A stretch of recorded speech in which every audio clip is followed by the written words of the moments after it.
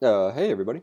Sorry for that intro. I could not tell whether or not it was recording or not, and it is recording, so cool. So this is the check for understanding question for the introduction to arrays in Introduction to Basic Prep, which is the current module 0. There are two module 0s. This is the one that is not in beta right now, but there are no solution videos for these, so I wanted to get them out there. Complete is last even odd. Oh man, that's a bad function name. Oh boy, that's a bad function name. Anyway, the function should take one input parameter, an array of numbers, return the string even or odd based on whether the last item in the array is even or odd. So let's say variable last item, and we'll set that equal to the last item in the array.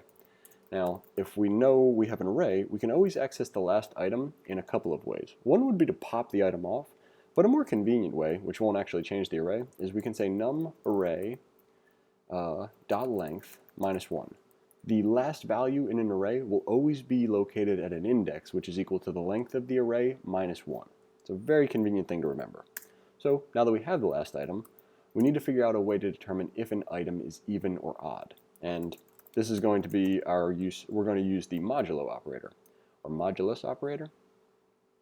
I don't mean to say that or as if they're two different things. It's just the same way to say the same idea. Essentially, when you divide a number by another number, you get the result, which is, the quotient. If you were to look for the remainder, that's what the modulus operator does. It gives you the remainder of having divided one number by another number.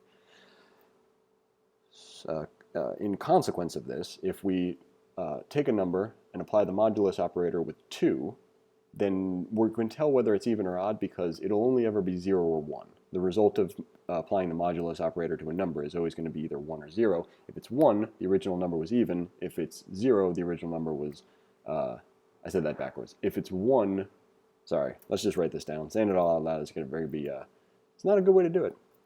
So we'll say last item, modulo 2, and we'll say if that's equal to 0, we know that it's even.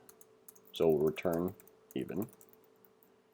Otherwise, and this is one of those where it's like if it's not even, then it's odd. We're going to assume that there are integers in here, and if it's not even, then it is odd. So we'll say return odd. Run the tests. We're in good shape.